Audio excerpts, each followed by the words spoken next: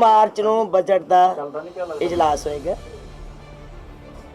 उस तो पहला बजट की कापी जी है सारे मैंबरों को भेज दी जाएगी और सारे बजट के इजलास के जी बजट कापी जाए सारे मैंबरों को ये बेनती की गई है कि वो बजट तो एक दिन पहला अपनियां लिखती जड़ियां सिफारिशां होण कोई सोध करने वाली होवे वो उत्थे भेजण तां जो उन्हां दे उत्ते गौर की जा सके। घट तो घट एक दिन पहला एक या दो दिन मतलब पहला सानू सिफारिशां करके भी जे किते कोई कमी है किते कोई सोध करनी पै जाए तो वो बजट की कापी नूं पढ़ के ते उहदे विच साडी सिफारिश सानू जरूर करन तां जो असीं उहदे ते गौर कर सकीए।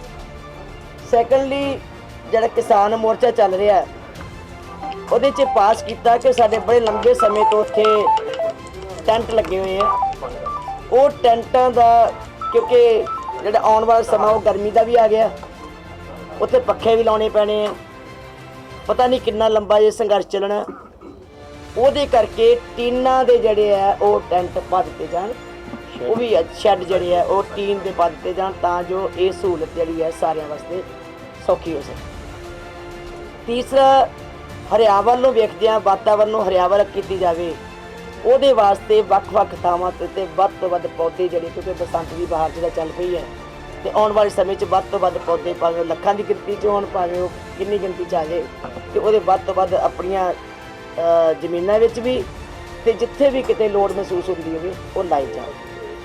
चौथी है कि श्री गुरु तेग बहादुर साहब जी जिसका पहले ऐलान कर चुके हैं श्री गुरु तेग बहादुर साहब जी का जिहड़ा प्रकाश उत्सव है उन्होंने चढ़ती कला ना बनाने वास्ते जिथे पहला दो मीटिंगां मैं मैंबरस दी रखियां ने एक 11 तरीक नूं एक 13 तरीक नूं। 11 तरीक नूं सारा जिहड़ा जिले पैंदे है माझा जोन दे दुआबा जोन दे ये सारे मैंबर साहबान 13 तरीक नूं जिन्ना भी वो मालवे दे मैंबर पैंदे उस साइड दे उत्ते वो सारे नूं पटियाला विच कीती जाऊ। एक हैगा कि अज साडे कोल हरियाणे दे मैंबर पहुंच चुके हैं उन्हां दी मीटिंग अज होएगी इहदे विच साडी वित्ती पोजीशन की है वो भी डिस्कस की जाऊगी साडियां दरपेश मुश्किलां की है वो भी मैंबरां नाल डिस्कस कीतियां जाणगियां आने वाले बजट विच असीं की करना चाहते हैं की नहीं की हो सकता है वो भी किया जाएगा। पिछले समय च असीं साल पूरा किहड़ियां चुनौतियों च निकले हैं किहड़े मुश्किलां दा सामना किया ते आने वाले समय च असीं उन्हें की हल करने हैं वो भी असीं मैंबरां दे नाल सारा डिस्कस करांगे क्योंकि मैंबर्स साडी रीढ़ दी हड्डी है।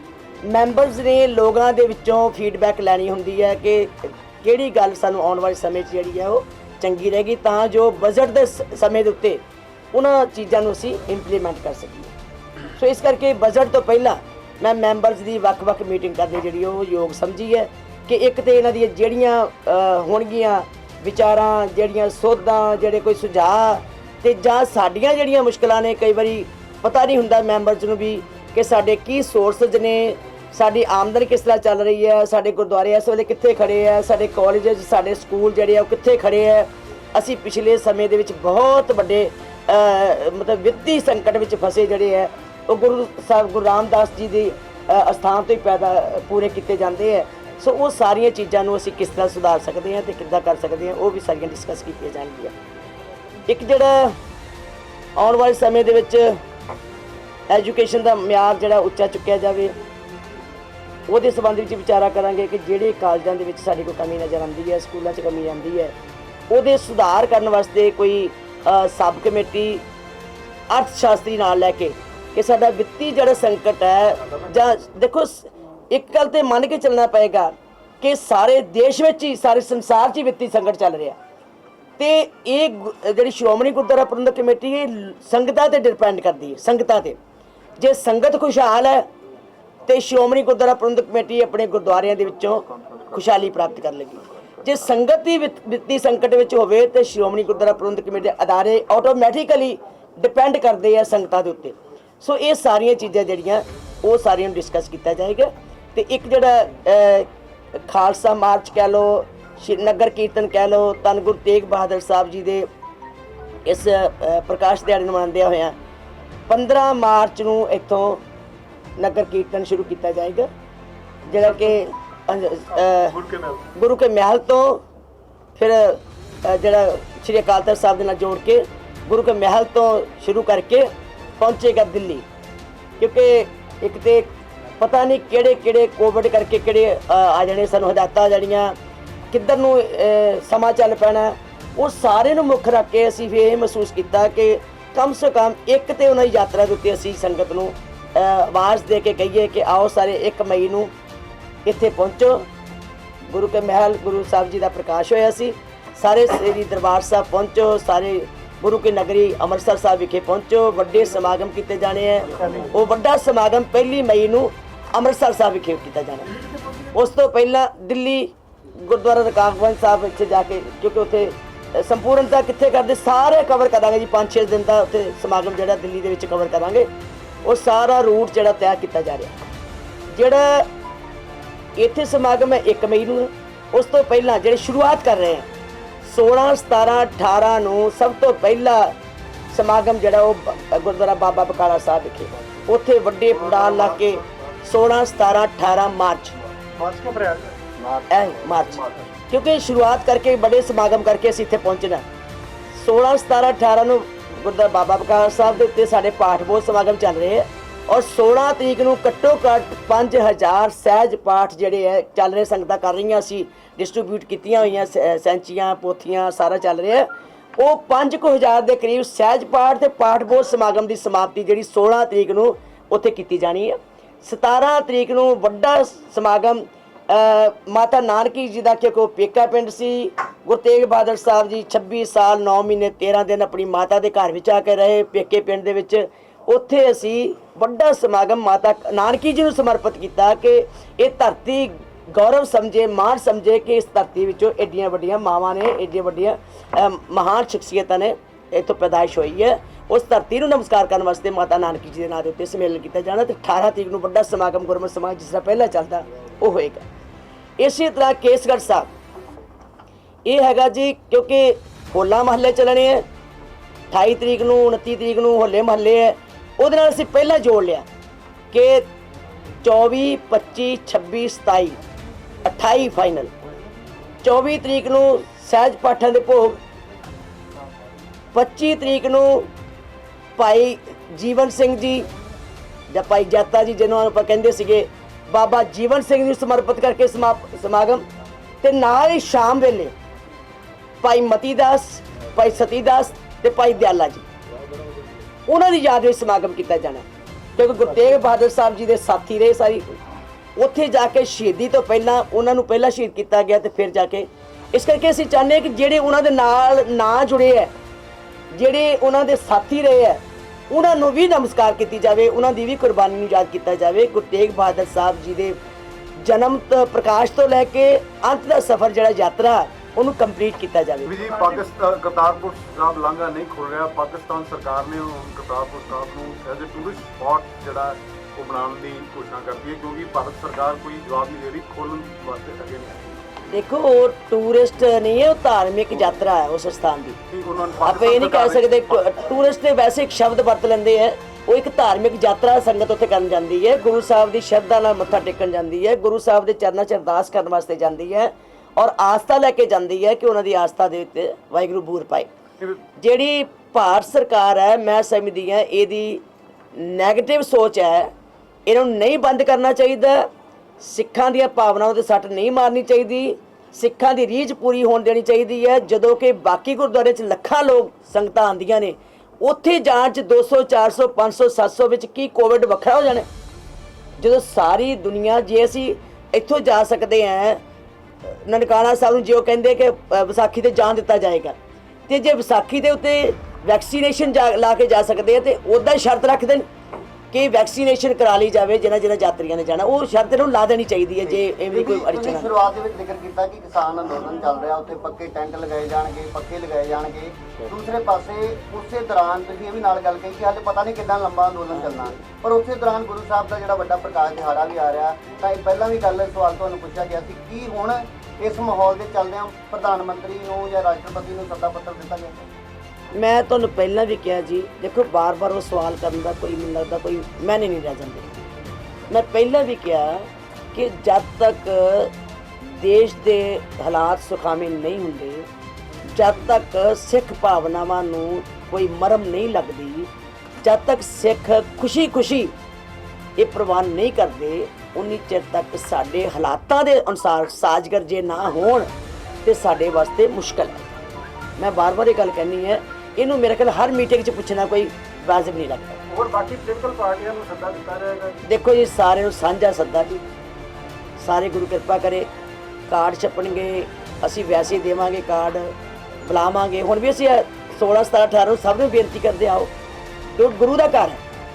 ਪ੍ਰਧਾਨ ਮੰਤਰੀ ਜੀ ਨੂੰ ਜਾਂ ਕਿਸੇ ਨੂੰ ਅਸੀਂ ਗੁਰੂ ਦੇ ਘਰ ਤੋਂ ਰੋਕ ਨਹੀਂ ਸਕਦੇ, ਜੀ ਸਦਕੇ ਆਓ, ਬੰਦਿਸ਼ ਥੋੜ੍ਹਾ ਲਾ ਸਕਦੇ ਹਾਂ, ਇੱਥੇ ਨਹੀਂ ਕੋਈ ਆ ਸਕਦਾ। As a devotee, as a ਸ਼ਰਧਾਲੂ, ਐਜ਼ ਏ ਗੁਰੂ ਪਾਤਸ਼ਾਹ ਦੀ ਮੱਥਾ ਟੇਕਣ ਵਾਸਤੇ ਆ ਸਕਦੇ ਹੈ, ਪਰ ਜੇ ਅਸੀਂ ਹਾਲਾਤਾਂ ਦੇ ਅਨੁਸਾਰ ਦੇਖ ਕੇ ਸਪੈਸ਼ਲ ਪ੍ਰਬੰਧ ਕਰਨੇ ਸਾਡੇ ਵਾਸਤੇ ਔਖੇ। ਜੇ ਉਹ ਆਉਣ ਤੇ ਸਨਮਾਨ ਕੀਤਾ ਜਾਏਗਾ ਜੀ ਉਹਨਾਂ ਦਾ, ਉਸ ਵੇਲੇ ਸਮਾਂ ਦੱਸਾਂਗਾ। ਪੰਜਾਬ 'ਚ ਕੋਰੋਨਾ ਦੇ ਪੇਸ਼ੈਂਟ ਵੱਧਦੇ ਜਾ ਰਹੇ ਆ, ਕੀ ਲੈ ਕੇ ਨਗਰ ਕੀਰਤਨ ਨੂੰ ਲੈ ਕੇ ਕੋਈ ਪਰਮਿਸ਼ਨ ਜਾਂ ਰੋਕ ਲਾਈ ਗਈ ਪੰਜਾਬ ਤੋਂ? ਜਿਸ ਤਰ੍ਹਾਂ ਕਹਿ ਰਹੇ 100 ਬੰਦੇ ਤੋਂ ਵੱਧ ਕਿਤੇ ਨੇ। ਦੇਖੋ ਜੀ, ਅਸੀਂ ਤੇ ਸਾਰੀਆਂ ਸੰਗਤਾਂ ਆ ਰਹੀਆਂ ਨੇ, ਗੁਰਦੁਆਰਾ 'ਚ ਆ ਰਹੀਆਂ ਨੇ ਸੰਗਤਾਂ ਸਾਰੀਆਂ, ਰੋਜ਼ ਕੀਰਤਨ ਦਰਬਾਰ ਚੱਲ ਰਹੇ ਆ ਜੀ। ਅਜੇ ਤੱਕ ਕੋਈ ਸ਼ਿਕਾਇਤ ਨਹੀਂ ਆਈ ਕਿ ਗੁਰੂ ਘਰ ਵਿੱਚ ਕੀਰਤਨ ਕਰਦੇ ਆ ਜਾਂ ਗੁਰਦੁਆਰੇ ਵਿੱਚ ਜਾਂਦੇ ਆ ਸੰਗਤਾਂ ਨੂੰ ਕਿਤੇ ਕੋਵਿਡ ਹੋਇਆ ਹੋਵੇ। ਇਹ ਗੁਰੂ ਦਾ ਘਰ ਹੈ ਜੀ, ਇੱਥੇ ਗੁਰੂ ਦੇ ਇੱਥੇ ਤੇ ਦੇਖੋ ਤੁਸੀਂ ਡਿੱਗਦੇ ਢਹਿੰਦੇ ਜਿਹੜੇ ਕਹਿੰਦੇ ਆ ਲੰਗੜੇ ਜਾਂ ਵਿਚਾਰੇ ਹੈਂਡੀਕੈਪਡ, ਉਹ ਆ ਕੇ ਖੜੇ ਹੋ ਜਾਂਦੇ ਆ, ਤੇ ਇਹ ਤੇ ਕਰੋਨਾ ਕੋਵਿਡ ਤੇ ਹੈ ਹੀ ਕੱਖ ਨਹੀਂ ਗੁਰੂ ਸਾਹਿਬ ਦੇ ਬਸ। ਕੈਂਸਰ ਦੇ ਪੇਸ਼ੈਂਟ ਠੀਕ ਹੋਏ ਇੱਥੇ ਇੱਥੇ ਤੇ ਜੀ ਕੋੜ ਹੀ ਠੀਕ ਹੋ ਗਏ। ਇਹ ਉਹ ਸਥਾਨ ਹੈ ਜਿੱਥੇ ਕੋੜ ਪਿਆ, ਜਿਹਨੂੰ ਸੀਗਾ ਉਹ ਤੰਦਰੁਸਤ ਹੋ ਗਿਆ। ਬਜਟ ਕਿਸ ਵਿਸ਼ੇ ਤੇ ਫੋਕਸ ਕਰ ਰਹੇ ਆ, ਕੀ ਤਰਜੀਹ ਹੋਏਗੀ? ਦੇਖੋ ਬਜਟ, ਦੇਖੋ ਇੱਕ ਤੇ ਆਪਾਂ ਨੂੰ ਸਮਝਣ ਵਾਲੀ ਗੱਲ ਹੈ ਕਿ ਬਜਟ ਕਿੱਥੋਂ ਆਉਣਾ, ਕਿੱਥੇ ਜਾਣਾ, ਆਮਦਨ ਕਿੱਥੋਂ, ਖਰਚ ਕਿੱਥੇ, ਠੀਕ ਹੈ ਜੀ। ਤੀਜਾ ਹੈਗਾ ਕਿ ਜਿਹੜੀ ਅਸੀਂ ਉਹਨੂੰ ਕਿੱਥੇ ਕਿੱਥੇ ਲਾਉਣਾ, ਐਜੂਕੇਸ਼ਨ ਹੋਇਆ, ਧਰਮ ਪ੍ਰਚਾਰ ਹੋਇਆ, ਜਾਂ ਗੁਰਦੁਆਰਿਆਂ ਦੇ ਵਿੱਚ ਡਿਵੈਲਪਮੈਂਟ ਵਾਸਤੇ ਹੋਈ, ਇਹ ਸਾਰੀਆਂ ਚੀਜ਼ਾਂ ਜਿਹੜੀਆਂ ਦੇਖਣੀਆਂ ਪੈਂਦੀਆਂ। ਤੇ ਜਿਹੜੇ ਸਾਡੇ ਸਕੂਲ ਕਾਲਜਸ ਨੇ ਉਹਦਾ ਬਜਟ ਕੀ ਹੈ, ਅਸੀਂ ਉਹਨਾਂ ਨੂੰ ਕਿੰਨਾ ਦਿੰਨੇ ਆ। ਸਕੂਲਾਂ ਕਾਲਜਾਂ ਦਾ ਦੇਖੋ, ਸਾਡੇ ਦੋ ਤਰ੍ਹਾਂ ਦਾ ਬਜਟ ਬਣ ਜਾਂਦਾ, ਇੱਕ ਤੇ ਸਕੂਲਾਂ ਕਾਲਜਾਂ ਦਾ। ਕਈ ਵਾਰ ਇਸ ਤਰ੍ਹਾਂ ਹੁੰਦਾ ਕਿ ਸਕੂਲਾਂ ਕਾਲਜਾਂ ਦਾ ਮੰਨ ਲਓ ਇੱਕ 300 ਕਰੋੜ ਦਾ ਬਜਟ ਹੈ, ਉਹ ਅਸੀਂ ਵਿੱਚ ਹੀ ਇਨਕਲੂਡ ਕਰਕੇ ਕਹਿ ਦਿੰਦੇ ਜੀ ਇੰਨੇ 100 ਕਰੋੜ ਦਾ ਬਜਟ ਹੋ ਗਿਆ। ਇਸ ਵਾਰੀ ਅਸੀਂ ਪੂਰਾ, ਮੈਂ ਤੁਹਾਨੂੰ ਫੋਕਸ ਕਰਕੇ ਦੱਸਾਂਗੀ ਕਿ ਕਾਲਜਾਂ ਸਕੂਲਾਂ ਦਾ ਬਜਟ ਕਿੰਨਾ, ਤੇ ਕਾਲਜਾਂ ਸਕੂਲਾਂ ਦੇ ਵਿੱਚ ਅਸੀਂ ਬਜਟ ਨੂੰ ਕੰਪੀਟ ਕਰਨ ਲਈ ਕਿੰਨਾ ਦਿੰਦੇ। ਸਪੋਜ਼ ਪਿੱਛੇ ਤੇ 23 ਕਰੋੜ ਦਿੰਦੇ ਸੀ, 25 ਕਰੋੜ ਦਿੰਦੇ ਆ, ਇਸ ਵਾਰ ਉਹਨਾਂ ਦੀ ਮੰਗ ਕੀ ਹੈ, ਅਸੀਂ ਕਿੰਨਾ ਦਿੰਦੇ ਉਹ ਵੀ ਦੱਸਾਂਗੀ। ਔਰ ਜਿੰਨਾ ਗੁਰਦੁਆਰਿਆਂ ਦੇ ਉੱਤੋਂ ਆਂਦਾ ਉਹ ਵੀ ਦੱਸਾਂਗੀ, ਜਿੰਨਾ ਖਰਚ ਹੁੰਦਾ ਉਹ ਵੀ ਦੱਸਾਂਗੀ। ਖਰਚ ਆਮਦਨ ਕਿੱਥੋਂ ਹੈ, ਵੱਧ ਤੋਂ ਵੱਧ ਕੋਈ ਦੁਕਾਨਾਂ ਨੇ, ਵੱਧ ਤੋਂ ਵੱਧ ਕੋਈ ਸਾਡੀ ਪ੍ਰਾਪਰਟੀ ਹੈ, ਵੱਧ ਤੋਂ ਵੱਧ ਕੋਈ ਇਹੋ ਜਿਹੀ ਚੀਜ਼ ਹੈ। ਜਿੱਦਾਂ ਪੈਟਰੋਲ ਡੀਜ਼ਲ ਤੇ ਗੈਸ ਦੀਆਂ ਵੀ ਕੀਮਤਾਂ ਵਧੀਆਂ ਨੇ, ਉਹਦੇ ਨਾਲ ਵੀ ਐਸਜੀਪੀਸੀ ਦੇ ਜਿਹੜੇ ਉੱਪਰ ਕੋਈ ਵਿੱਤੀ ਬੋਝ ਵੱਧ ਪਏਗਾ ਇਹਦੇ ਨਾਲ? ਚਲੋ ਉਹਦੇ ਸਾਰਿਆਂ ਦੀ ਪੈਂਦਾ ਜੀ। ਦੇਖੋ ਕੋਈ ਵੀ ਸੰਸਥਾ ਹੈ ਆਮ ਘਰੇਲੂ ਤੇ ਉਹਨੇ, ਸਿਲੰਡਰ, ਇਹ ਸਭ ਤੋਂ ਮਾੜੀ ਗੱਲ ਇਹ ਹੈ ਕਿ ਸਰਕਾਰ ਨੇ ਇਸ ਵਾਰੀ ਹਰ ਬਸ਼ਰ ਦੇ ਉੱਤੇ ਬੋਝ ਪਾਤਾ, ਹਰ ਵਿਅਕਤੀ ਦੇ ਉੱਤੇ, ਘਰੇਲੂ ਤੋਂ ਲੈ ਕੇ ਸਰਵਿਸਿਜ਼ ਤੱਕ, ਵੱਡੇ ਵੱਡੇ ਕੰਪਨੀਆਂ ਤੱਕ, ਹਰ ਇੱਕ ਦੇ ਬੋਝ ਪਿਆ। ਤੇ ਨੈਚੁਰਲੀ ਇਹ ਸ਼੍ਰੋਮਣੀ ਕਮੇਟੀ ਜਿਹਦੇ ਕਿ ਇੰਨੇ ਅਦਾਰੇ ਚੱਲਦੇ ਆ, ਇੰਨੇ ਕਾਲਜ ਚੱਲਦੇ ਆ, ਇੰਨੇ ਸਕੂਲ ਚੱਲਦੇ ਆ, ਇੰਨੀਆਂ ਗੱਡੀਆਂ ਚੱਲਦੀਆਂ, ਤੇ ਇਹ ਸਾਰਿਆਂ ਉੱਤੇ ਬੋਝ ਹੈ।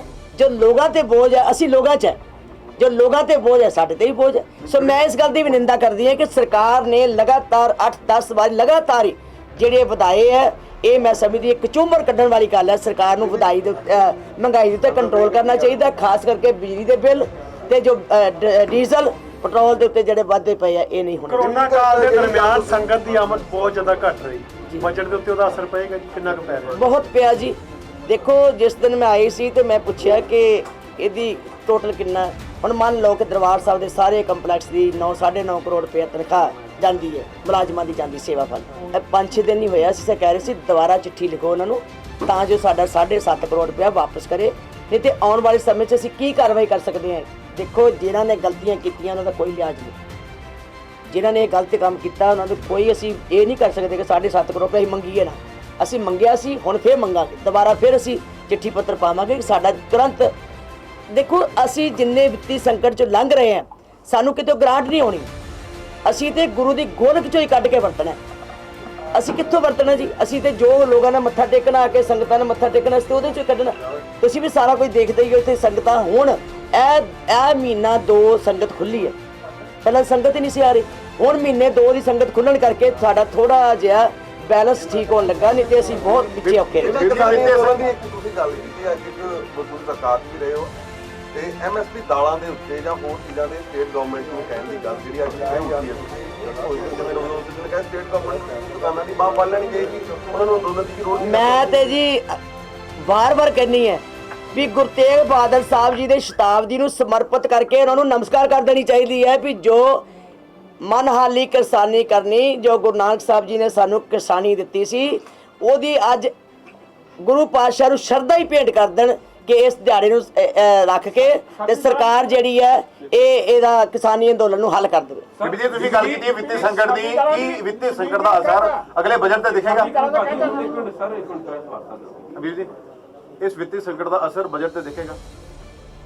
ਦੇਖੋ ਆਉਣ ਵਾਲੇ ਸਮੇਂ 'ਚ ਹਾਲਾਤ ਕੀ ਰਹਿੰਦੇ ਆ, ਇੱਕ ਗੱਲ ਤੇ ਚੇਤਾ ਰੱਖੋ, ਪਿੱਛੇ ਕੀ ਆਇਆ, ਕਿੰਨਾ ਖਰਚ ਹੋਇਆ, ਖਰਚ ਤੇ ਘਟ ਨਹੀਂ ਸਕਦੇ, ਕਦੀ ਗੁਰਦੁਆਰੇ ਦੇ ਖਰਚ ਨਹੀਂ ਕੱਟ ਸਕਦੇ, ਕਦੀ ਮੁਲਾਜ਼ਮਾਂ ਦਾ ਖਰਚ ਨਹੀਂ ਕੱਟ ਸਕਦਾ, ਸਕੂਲਾਂ ਕਾਲਜਾਂ ਨੂੰ ਤਨਖਾਹ ਵੀ ਦੇਣੀ ਪਈ ਹੈ, ਮੁਲਾਜ਼ਮਾਂ ਨੂੰ ਵੀ ਤਨਖਾਹ ਦੇਣੀ ਪਈ ਹੈ, ਲੰਗਰ ਵੀ ਚਲਾਉਣੇ ਪੈਂਦੇ ਹੈ, ਆਇਆ ਕੀ ਹੈ ਉਹ ਵੀ ਪੂਰਾ ਦੱਸਿਆ ਜਾਊਗਾ ਵੀ ਆਇਆ ਕੀ ਹੈ।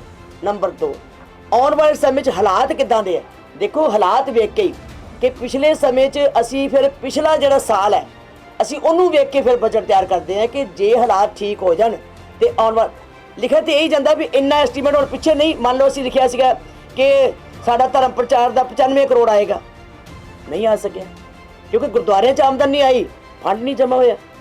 ਲੈਣਾ ਅਸੀਂ ਗੁਰਦੁਆਰਿਆਂ 'ਚ ਹੁੰਦਾ, ਜੇ ਗੁਰਦੁਆਰੇ 'ਚ ਆਮਦਨ ਨਹੀਂ ਆਈ ਤਾਂ ਕਲੈਕਟ ਨਹੀਂ ਹੋ ਸਕਿਆ, ਜਦੋਂ ਨਹੀਂ ਆਏਗਾ ਤੇ ਸਾਡੇ ਕੋਲ ਵਾਪਸ ਨਹੀਂ ਆਏਗੀ ਆਮਦਨ। ਸੋ ਇਸ ਤਰ੍ਹਾਂ ਅਸੀਂ ਐਸਟੀਮੇਟ ਲਾ ਰਹੇ ਹਾਂ ਵੀ ਅੱਗੋਂ ਸਾਨੂੰ ਕਿੰਨੀ ਆਸ ਹੈ, ਉਹ ਆਸ ਹੁੰਦੀ ਹੈ, ਬਜਟ ਦਾ ਮਤਲਬ ਦਾ ਆਸ।